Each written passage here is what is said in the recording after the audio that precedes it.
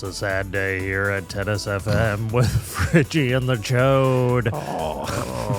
It's the final podcast for the Australian Open, but not the final podcast of all time. Chode, how are you feeling? Is Chode in the chopper? No, Chode is... Chode grounded. Chode has been grounded. Chode hates being on the ground. Chode speaks in the third person so much. Chode man sad. Chode man Chode out. man skinny. Chode man out. Well, let's play one final song for the Australian Open. Number one certified hit. Show me perfect tennis. Wow. That's the stuff. Oh, no way. Closing time, another slam for Alcaraz. He was the better one, it's clear. Carlos time, Novak might get 25. But it won't be here. Alcaraz takes the AO throne. Novak still could win Wimbledon. Alcaraz takes the AO throne. Novak still could win Wimbledon. Wimbledon. Where's Wimbledon? People are going to get angry if we keep pronouncing it Wimbledon. Wimbledon. And that's the traction we want. I love the history of Wimbledon. That's what I respect about it, how the tradition, how everything is the same. It's been for years, including the name. Is Wimbledon on your bucket list? Wimbledon, I love. Wimbledon. Wimbledon, I say. Wimbledon. Wimbledon. Heaven. I'd love to go to Wimbledon. Yeah, well, they're sending us here. We have a guarantee from Tennis Australia and Craig Yeah, there was Tyler. a thumbs up there. Yeah. I'm booking my flights. Or I'll send them my frequent flyer number. Yeah, just do that, and then, your details, DOB. And then DOB, they'll do it passport for us. number. Craig Tiley will do all the admin. Craig Tiley does it himself. Yeah. He's got this big manila folder that he carries around under his arm every day. And there's post-it notes. It's like George Costanza's wallet. It's bursting. Yeah, just bursting, full of papers and admin. And he still uses a fax machine. The man's living in the past. He is. Oh, man, it is the final day. Did you have another song option for the day? You said, yeah. I did, but then I forgot it. On the walk in here, How I had it, convenient. and then I completely forgot it. It could have been to Don't Dream It's Over, but then I think... Hey now. It was like Alcaraz, it's over. No. Oh, no, it was going to be Novak, it's over. But it was too sad, The tournament's dude. over. The tournament's over. Hey now. Hey now. Novak got puffed in the fourth set. He's old. He's old. Too old to win a Grand Slam. Will he get to 25? Maybe at Wimbledon. There you go, 2 for the price of 1. Man, I walked in here today, and it was a sad sight to behold. The Australian Open finished last night. Alcaraz taking the title in 4 sets. Yeah. And when you say finished, it's like they're packing everything up. Yeah. They're going to they're waiting for us to finish this podcast to pack the studio I think up. they wanted to bump out while we were in here. Yeah, They're yesterday going to they- just start taking our jar of tennis balls and the rackets They off were the like, wall. what time are you doing it? And we're like, 10 or something. They're like, oh, like annoyed that we're here still. Yeah, exactly. And everyone's in high vis. They're bumping everything out. Yeah. I got very sad. I saw a cart filled with giant tennis balls being shipped out of the stadium. That is sad. It was sad. It's like so symbolic. It is like just, it's over. The tennis is done. It's done. You also came in furious you had to pay for a coffee. I know. I was like, what the hell is this? I'm not getting my $25 credit. I'm like, gee, I don't do this. But yeah, Well, no. symbolically and physically, it's over. It's over. But it finished with a bang. It did. Very special night, it felt like last night. I mean, very special tournament with very special friends. Oh, are you referring to me? No, Aceman. Of course you. But you've been a friend from way back. That is true. That is true. Thanks yeah. for bringing me in. I've had the time of my life. Well, you're welcome, dude. Never forget. What have you done for me? I got you hot chips in the final yesterday. And I said you can have Yeah, one. I know. And I was like, thanks. We'll get to all that. I should say, welcome to Rod Laver Arena. Yeah, we're not going for good because the tournament's over. We'll be back. We're going weekly. Totally. That all needs to be figured out. But stay tuned. Keep us on your subscription feed. Exactly. Because we will still be going red hot because it's coming up to the American swing, the Absolutely. Sunshine Double. Hardcourt swing, do we call it that? Well, it is, so you're not wrong. Thank you very much. Yeah. If you listen to this podcast and you're like, God, thank God it's over. It's only just beginning. It's only just begun. And as always, I'm joined by my co-host, the Stefan Edberg to my Boris Becker. It is Sam Taunton. And I just want to get early on here and say, Piper Hodsek, thank you. You saved us yesterday. They did. We drank warm champagne in this studio. Yep. And we loved it. Out of dirty glasses that had lipstick on them still. Our sponsor, as always, Piper Heidsieck. Get to slurping, douche nozzles. That's good. It has just descended. We're still yet to hear from Piper Heidsieck. We would love to hear from you. What do you think? Did you like it? Are you happy with us? I also found out. Have you seen sales skyrocket? Yeah. I mean, it's good. We love it. Yeah. We love it so much that apparently we didn't have to do it every day. Oh, well, this is what we got told by our producer, is that we were just meant to do a Piper Heidsieck read on the first day. Yeah. And then it's gone every day. I was so excited to have just a fancy sponsor. It is a fancy. But I really dragged it down into the muck. But yeah. But because I'm twisting the script, Piper Heidsieck, twist the script. On brand. On brand. Yeah. And also, keep emailing us, podlaver@tennis.com.au. We've been getting tons of emails, but all from Lizzie Who, which we are ignoring at this point. Yeah. But no, she'll be back as Lizzie well. will be back. Like, follow, subscribe. Give us a 5-star review. Come to my Perth Fringe show. I thought you were about to say, come to my apartment. Come to my apartment and tell me I'm good at I'm things. good. I'm good.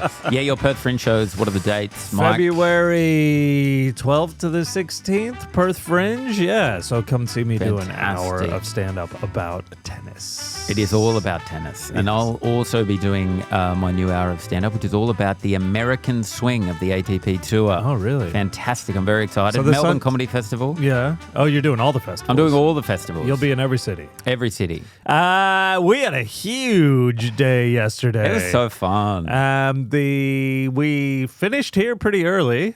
Well, by design, we wanted to get in early and then soak up the atmosphere because we've been kind of trapped in the studio quite a lot. Windowless room. They don't let us leave that much. No. But yesterday we were going to get out there, and we were out there. We were bar hopping. Yep. We were I'm on broadsheet reading the best food at the Australian You were. Open. Yeah, like not a joke. And we did. We found the best fried chicken. Yeah, it was so good. It was really good. Yeah, but it was a fantastic day. So, yeah, we wrapped the podcast early, and then we went out with Ace. We were bouncing around, just having a great time out there. And then we saw that the boys' juniors final was starting in Rod Laver Arena. It was fantastic. And we were like, let's go check it out, because I saw Keaton Hance was playing. And because Keaton, a young American buck, I don't know where he's from exactly in the States. I don't know if you got that. I'm guessing like in Arizona. He's got that kind of energy. You said maybe if it's East Coast, it would be kind of Florida potentially. Yeah. Or like the Hamptons. Yeah, but I saw you kind of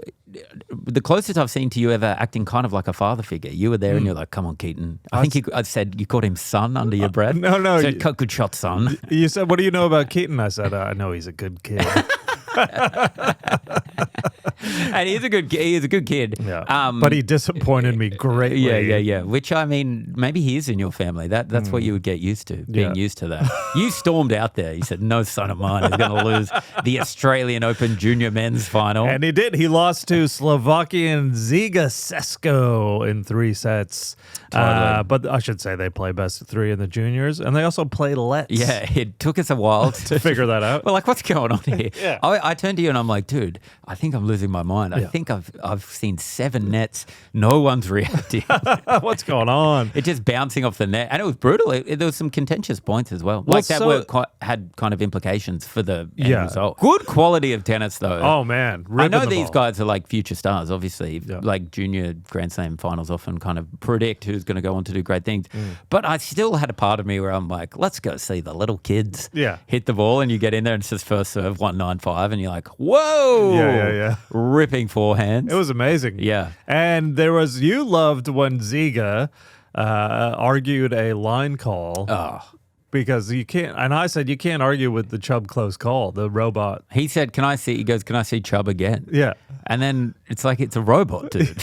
It's Yeah. like the robot, it's never going to admit it's wrong. Well, I've seen players ask to see the close call because, I don't know, I think they want a breather almost, or they just want whatever confirmation, But this seemed like he really thought they were going to show it. And then he was going to go, oh, see? And Chubb was going to go, oh, shit, I screwed this one. Dude, I've watched so many matches. Chubb never backs down. No. Chubb's always right. No matter how wrong you think Chubb is always correct. So we enjoyed the juniors. It was great. Yeah, it was really good. And then we popped out.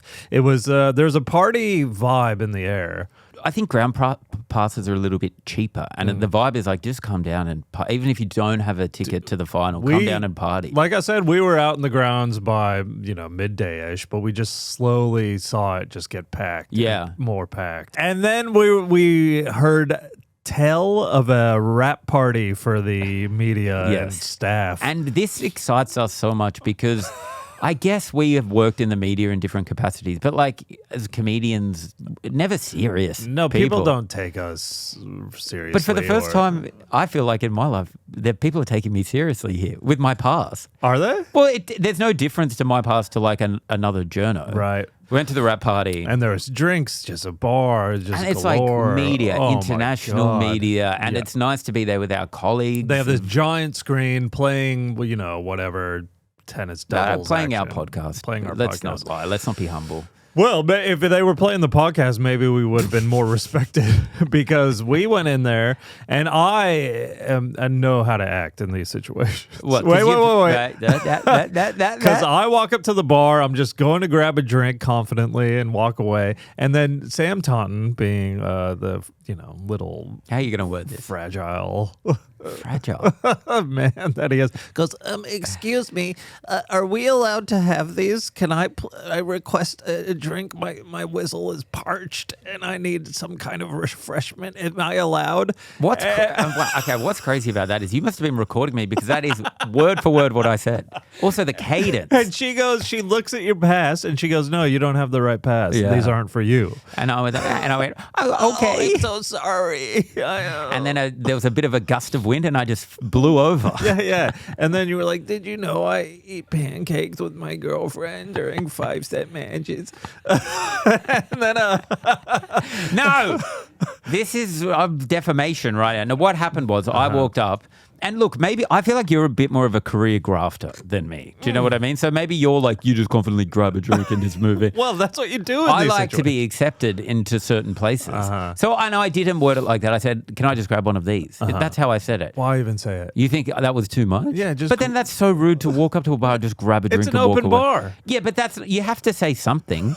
What, I'm going to not look her in the eye, because she spit checked on the table, grab my drink and walk off. Oh, but because she checked your pass, then I was obviously in your orbit and she checked my pass. And she was like, you guys are going to have to clear this with Belinda, who's standing over there. Well, I mean, look, you think there's no world in which you get in and I don't get in. You get caught up in the same way I get caught up. I was making my way in. I was like high-fiving people. No, this is not true No, in any way. It was like Goodfellas when Ray Liotta walks through the bar and everyone's like, the king is here. Whoa. No, he was hurriedly behind me in almost like a Congo line. You were cowering behind me. And then you're like, oh, please. Do you have anything with more fruit in it, please? I was like, is there an indoor area? My allergies. You said my blood sugar's a bit low. Is this non-alcoholic? I get indigestion. And then she goes, you guys are going to have to talk to Belinda. We're using a fake name because we don't want to get anyone, whatever. And so we were like, absolutely, this will all get worked out because we haven't really been turned away anywhere. No. And these are all media people. She was saying it's for like external, international media or something. I don't know. It's a big party. Everyone's but there's having so drinks. many people there. Yeah, it was like the Eyes Wide Shut party in there. Yeah. There was crazy stuff. No cameras. Phones had to go into a bag. That kind of a party, basically. And then we go talk to Belinda, and I'll let you explain because take it Because I from did here. so well that Mike was like, you go talk to Belinda. This will work out. So I wander over to Belinda and I was like, so what's going on? Yeah. Is it with they said my pass won't work. And she's like, yeah, you're not allowed in here. And I was like, but we're media. And she's like, looking at my pass. And then I think to soften it, she goes, your pass is better than their pass. And I was like, but we're not allowed here. Like, Yeah. I was like, you can't gaslight me immediately. She was like, your pass can go more places. I'm like, but we're not allowed here. What are you talking about? And then you come over because I think you see me flailing around as well. So you go up to Belinda and you're like, just let us have a drink. Which you just got to plead it. You were like, come on, just let us have I thought that might work because I was saying, I was like, this is the last day, right? Yeah. I go, this is the last day. Like, come on. Totally. Also, at this point, Aceman got in, didn't he? Behind us. Well, we thought he did, but we'll get to Aceman. We were hanging with Aceman, but we're over there talking to. I thought Aceman is like, he's in there. in the crowd. He's lit blended in. He's lit a cigar already. Yeah, exactly. And so we're talking to Belinda, and I go, it's the last day. Do you really care? And she goes, I do. Yeah. And if it wasn't happening to us, I would have stood and applauded that woman. It kind of ruled from her perspective. But we were like, oh my God. And she looked at us with like disgust. She did. Like, I'm pretty sure she thought we shouldn't have been anywhere at the tennis. Like, No. shouldn't have been involved at all. But it did kind of rule. It was like the perfect scene in like a sitcom comedy. Her just going, I do. And then sort of walking away and we're like, ugh. God. And so Ace was kicked out. So that's when we went and got Piper Heidsieck, Slurp It Up. And, They came to the rescue. They did. And it's fantastic champagne. We went and sat on a balcony with a kind of a core crew. And had a better time and pretty much just spoke about Belinda the whole time. Yeah. Well, Belinda, her story's not done yet because then She's a big part of it. we got word that we were in for the men's final. So he, from nowhere, Errol, just is like, I got us tickets. We're in. And we said, an Aceman? And he said, no. And we had to cut Aceman loose at this point. Sorry, Yeah, Ace. Sorry. And we are sorry, but you're not going to pass up a Grand Slam final, basically. Yeah.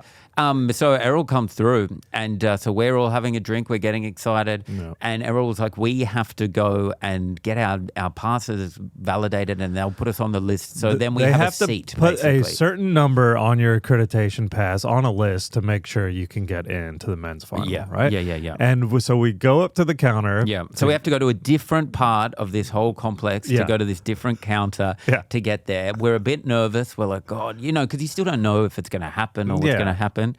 Who do we see in charge of the media passes? Belinda. Oh, my heart sank. You immediately look at me and like, Like, if you think I handled it badly trying to get a free Japanese beer from the media drinks, I was like, abort. We have to leave. We have to leave. and she couldn't look us in the eye. She didn't even say hello. No. She acted like we'd never met. No. Yeah. She didn't. And I was so close to being like, the pretty woman moment. Yeah. You know, Totally. like, big mistake. Yeah. Huge. Exactly. We're in the men's You do final. not realize who you messed with, Belinda. And we're buzzing on the best bubbly in the world. We're just like, We're Piper Heidsieck drunk. We're having the time of our lives. you wouldn't even give us a warm Riesling.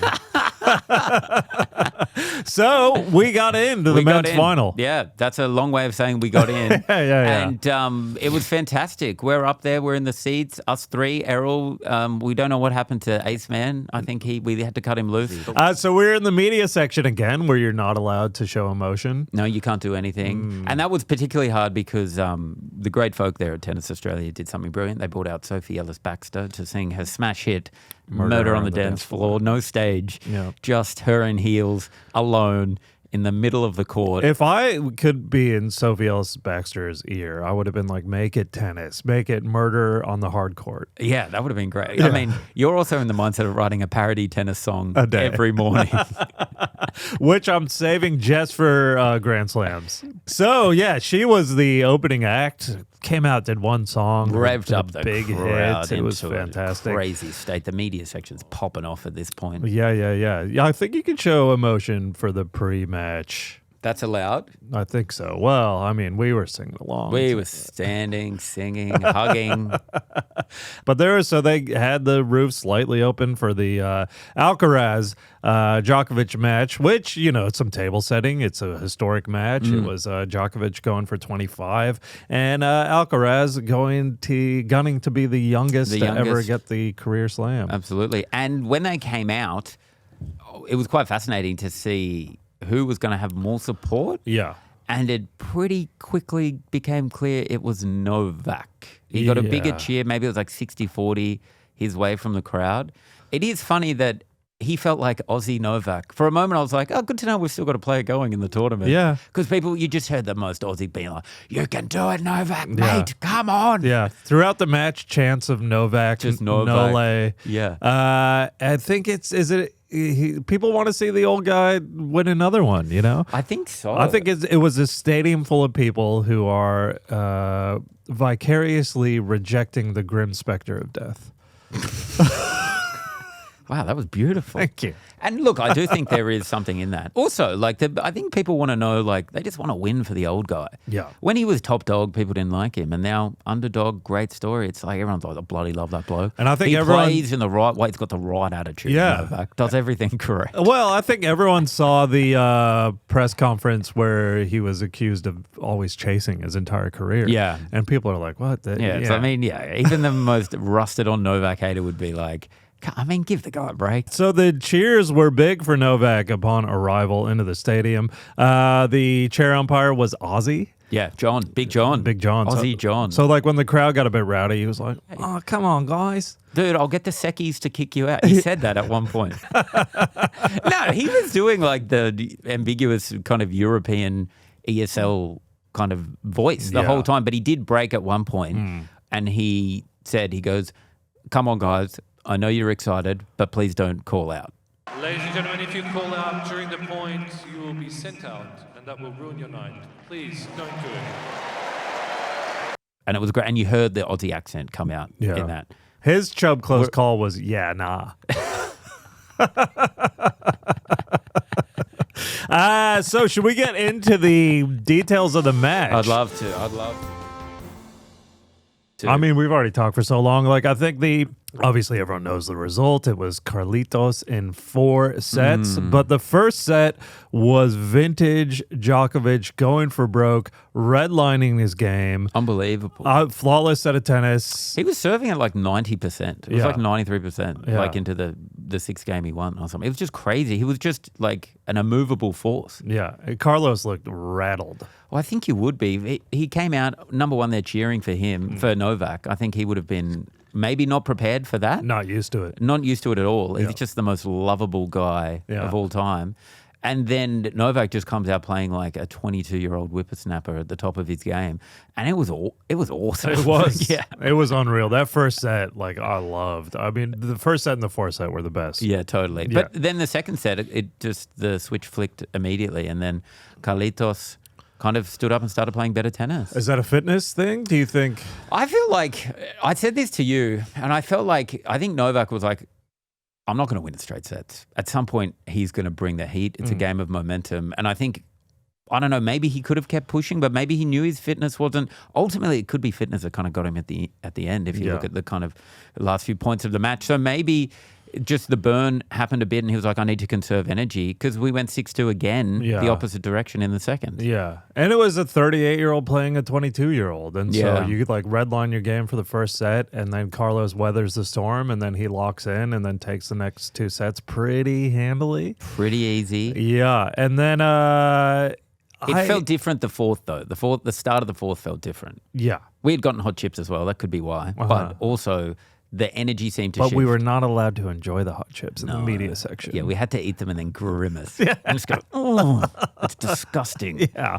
And then chips, yuck. The journalists around us, not the biggest fans of Rod Laver Arena. Well, did you hear me at one point? You were on the other side of me, but at one point I turned to talk to Catherine Murphy, ABC News sports journo behind me. Yeah. And I said, look, I've been a tennis journalist for 5 days, but I think this is definitely going to 5 sets. And these 2 guys on laptops, these actual journos looked at me and went, ugh. Like that.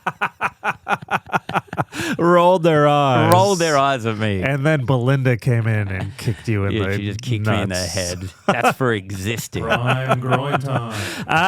Yeah, so the next two sets, Carlos, I mean, some unreal rallies. Oh, absolutely. The one that stands out for me is Djokovic, crazy defense, and then hits around the net. Around the post backhand, which would be a winner against everyone else on the planet. Totally. But somehow Carlos just appears and then just flicks it back into the court, and it was like it was the craziest rally. Carlos was always out of position, and then Novak was out of position. But Carlitos, he still felt like he was sort of had a grip on it. And you say to yourself, you're like, get there, and then you're like, oh, he got there easy a lot of the time in these rallies. It was crazy. Anticipation of where even around the post backhand was. Yeah, he's just there. You're like, how did he get there? There's a post in the way. He materializes, and then Djokovic hams it up like once Carlos won that point off the best shot I think of the tournament. Novak like just looks up in the air and like scowls and like plays it up like what can I do? What can you do? Yeah. He can't get it past this guy. It's like me when I'm playing you at pickleball. Oh, I look up to the sky and I say, what can I do? This guy he's too good. Yeah, thank you. And thank you. The fourth set, crowd chanting Novak in his first service game. It was crazy. Goosebump stuff. It like goes to 4-4. To me, the fourth set was the most compelling and the best. Novak's revving the crowd up as well. Yeah. Which is like the scenes you just don't think you'd see in Australia. He's standing, looking back up at the crowd, just being like, come on, let's go. They're cheering. It was a crazy sight to see. I loved it. Yeah. But he had break points and couldn't convert. Couldn't do it. And so it went to 7-5. Carlos Alcaraz, champion of the Australian Open 2026. Well, there was that, I think it was a 24-shot rally in the last game. Yeah. And Carlos came out on top, as he kind of did. As the match kind of kept emerging, those key moments, Carlitos would kind of win. And I just think if Novak had won that point, he wouldn't have been he would have been exhausted. He's a 38-year-old man, but I think he would have been like buoyed by the success of winning the point, that he wouldn't have been feeling it as much, maybe more adrenaline. He was defeated, and then you saw him really gasping air trying to get the second serve. Yeah. And it was kind of done that moment. He looked done. Yeah. Yeah. It was, and I realized at the start of the fourth set, even though my prediction was Carlos in 4, I got that correct as well. Yeah, so okay. I called both finals. So my tennis commentary and insight is better than probably Andy Roddick's or anyone else. Yeah, I think so. Yeah. Who has a tennis podcast. But I realized... Write in if you agree with that as well. I can't wait to see all those emails. I realized throughout the match how badly I wanted Djokovic to win. That's exactly how I felt. Like as soon as it started, and I said yesterday I wanted Carlos to win. I was like, I feel like that's a better story for me going forward. Yeah. Do you think the old lady changed your mind? The old lady, well, I thought the old lady was possessed by some other kind of demon at some point. So I'm not putting it all on the old lady. No, as soon as I walked out, it became apparent that I wanted Novak to win. Yeah. Does he win another slam? Does he get through Alcaraz and Sinner? No.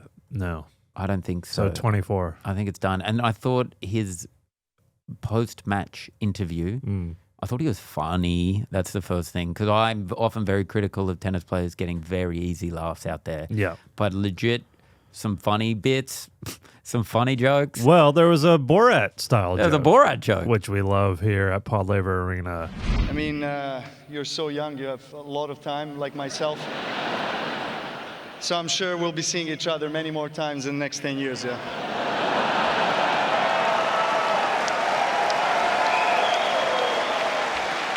Not. Yeah. Not. I mean, real funny.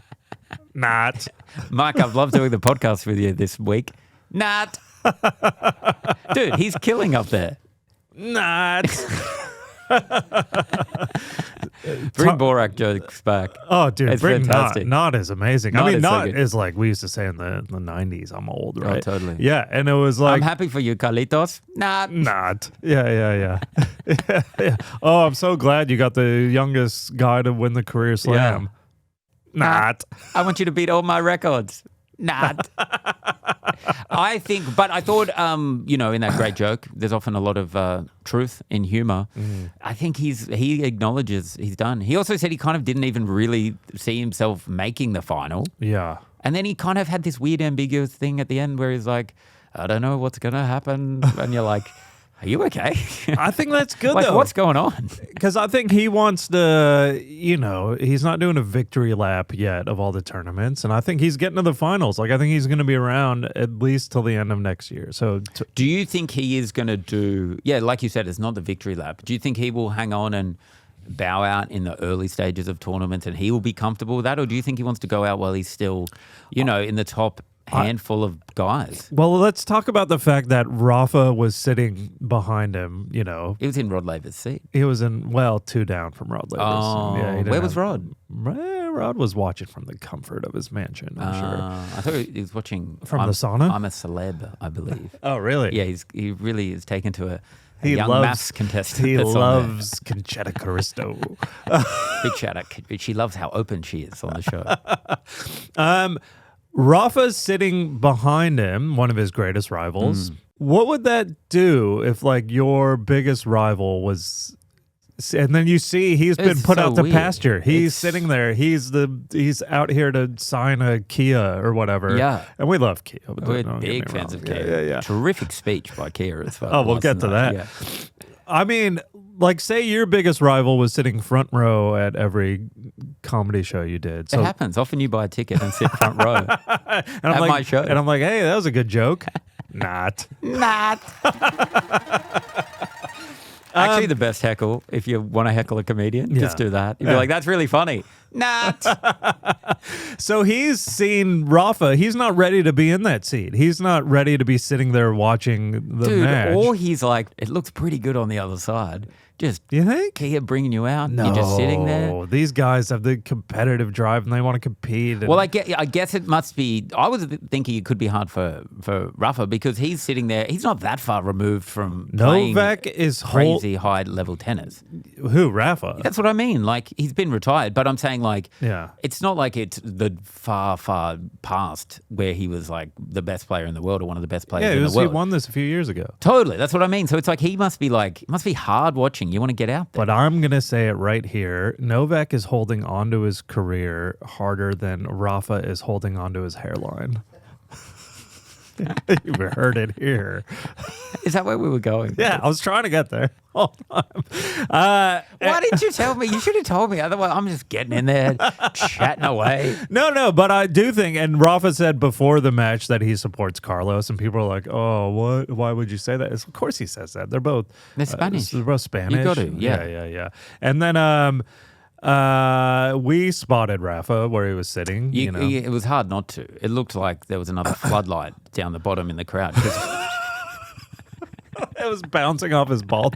well, we were behind him, and so the little crown was just. Yeah. It's all you could really see. There was never a real thing of like, oh, where's Rafa? Can we spot Rafa in the crowd? You're like, oh, there he is. Do you see that thing illuminating up from the darkness?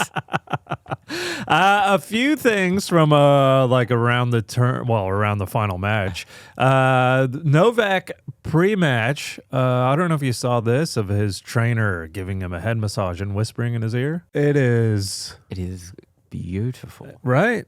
I mean, I'd kill for that. It's so. Aceman has been doing something similar to me before. Every most pod record? records, yeah. And then he starts whispering. Look at this. Oh, But do you ask for it, or does he just start doing it? I think you. Oh, with Aceman. Yeah. No, I don't ask for it. He just- I actually have a strict no touching policy, which he just continues to violate. You know what he was? I can lip read. Do you know what he was saying? What did he say? He was like, you have to check out this podcast. It's called Rod Laver Arena. Oh, right. Some of the best stuff. He's like, it's fun. Yeah. It's kind of informative. Yeah. It's a great new take on tennis. Right. Going weekly. The Kia ambassador gave a speech. This is always what I'm most excited for. Oh, of course. Every The entire Australian nation is. Open is what the Kia ambassador is going to say at the end of the match. I love Kia. Obviously, without them, this tournament couldn't exist. But I would just love one year for him to go, yeah, look, we didn't nail it this year. Pretty rough tournament. And then walk off. Yeah. Like, just spice it up. Should we have a look at what happened during his Yeah. speech? Today, Kia stands as a global leader in mobility and in shaping the future. Together with the Australian Open, He loves it. He loves it. So if you didn't hear that properly, he's saying today, and then someone heckles from Yeah, there. they yelled out, boring. Awesome. So good. Yeah. So good. It only could have been better if then he yelled back the Kia guy, nut. That. And he kind of smirks. He smokes. He likes it because he would know that no one is really hanging. There might be one or two car tennis crossover heads that really want to hear what he's got to say. But for the most part, everyone's like, can you hurry up, man? Can you hurry up? I Dear love Lord. the men's final, the most expensive ticket for anything ever. Yeah. So someone just paid top dollar, and Totally. then at the end they heckle boring. Yeah, I know. Boring. Boring. Boring. Hey, it's Brett and Lexi from the AO Rap podcast. We admit Mike and Lizzie are hilarious, but if you've heard enough of them banging on and just want to hear some actual tennis talk, match analysis and reaction, come and hang with us every day of the main draw. The AO Rap, available wherever you get your podcasts. Prime growing time. Rod Laver Arena is absolutely killing it. That's not me being sarcastic at all. We're up to number 12 That's crazy. in the podcast charts. That's huge. It's actually like I'm quite shocked and it's kind of cool that people are out there listening to it. Take that, Belinda. And And she obviously doesn't listen. I think I know what podcast she listens to, actually. Andy Roddick's. Yeah, because he's number 5. Andy. But he's also a Grand Slam champion who is Yeah. very insightful and gives an amazing And commentary it's about also the game. pretty funny for a professional athlete. But you're not going to hear Cho jokes over there, Yeah, are you? when he doesn't have any chode or fridge guy. Or songs. He has no hot take on Chubb Close Call, does he? He would never sing a song. He would never sing a song. So Idiot. thank you everyone so Loser, much. Andy Roddick. And tell everybody to listen to the pod because we will be going weekly. We will. And tell everyone not to listen to Andy Roddick, please. Yeah. And we're getting Lizzie Who back. Fantastic. Yeah. What was she on Andy Roddick's podcast? Yeah, she was. She left us to do Andy Roddick's. And She's then going to come crawling back. she's coming crawling back for our weekly editions. And then I'll be over for Indian Wells. So I'll be Fantastic. reporting on the ground. On the from there. ground? Yeah, yeah. You've got media cred, so we can send you around. I would love media cred. I'm just a punter at this point. Oh, okay. You're one of the people. I'm one of the How people. the mighty have fallen. Dude, this is like, I think we said it before, but this tournament for us with all the cred and access has been like flying business class on a long haul flight. It is amazing. You can never go back. But I'm going to go back to, the working class seats. I think nothing will make Belinda happier than hearing that. Sam, so awesome to have you on board for the final week and going forward. What was your highlights of the tournament? I mean, look, I can't go past getting to go to a Grand Slam final. Like, that is just a crazy once-in-a-lifetime experience. So Yeah. that is going to stay with me forever. Meeting people is just like meeting tennis players is just crazy from a real personal perspective. It's great, though. I mean, you almost left during the final to have beef bourguignon with your girlfriend. My actual highlight is when you were teasing me about going to leave and you said you're going to leave to have, and you were flailing and you go, some strawberry pasta. That's a thing. Is it a thing? Iga Is it? Swiatek said she eats strawberry pasta. If you were here for the first week. Well, I wasn't you here would've- for the first week, well, was I? you should have been listening to the show. I was listening in patches, but Roddick was on a real hot streak with his show. Thanks for bringing me in, mate, though. I've loved it. What's been your highlight? My highlight, outside of the semifinals, Zverev and Alcaraz Yeah, that we it were was there amazing. for, that was like probably the most fun I've ever had watching a tennis match. Despite you saying you were going to leave to I think that's why you were having fun. that you were going to leave to have English muffins. I thought the Wawrinka story from the first Yeah. week and watching him win that 5-center against the French player. It also seems like it's so long ago Oh, now. I know. Yeah. It's been amazing, though. So the Wawrinka storyline was great. Watching Rebekina just in form, just storm through the tournament was awesome. And just friendship. That's it. It's about the friends you make along the way. Speaking of, one of the best friends we made along the way, Absolute best our friend. sound guy, our cameraman.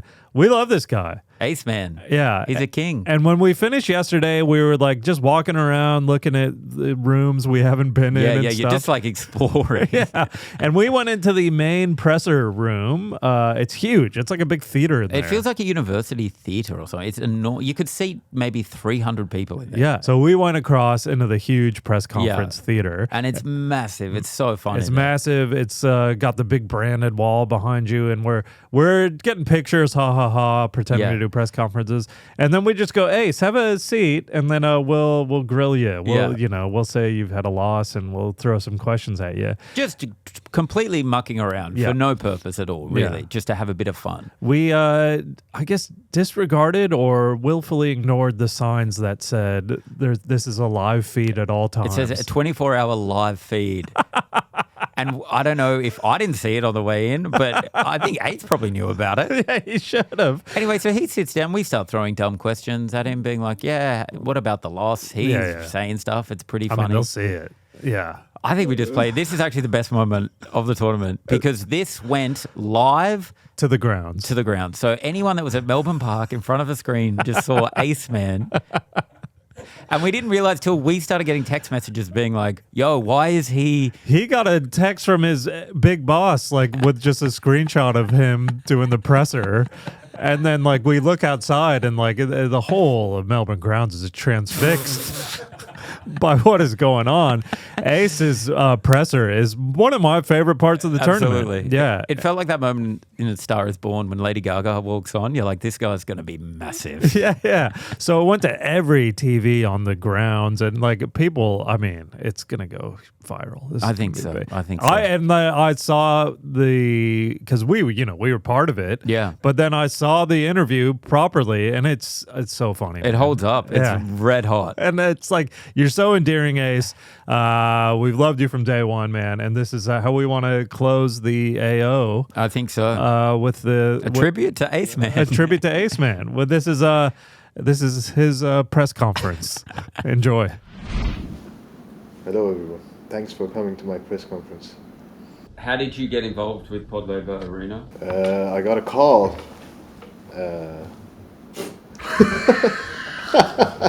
How do you feel about the loss today?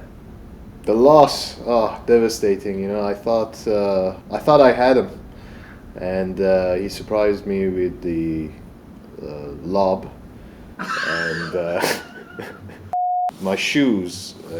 The strings came undone, and it got me tied up a little bit, and I fell. You tied your strings together with your shoelaces? My shoelaces, rather. Shoelaces. Sorry. Yes, not strings. Okay, fantastic. Run us through what happened when you shit your pants.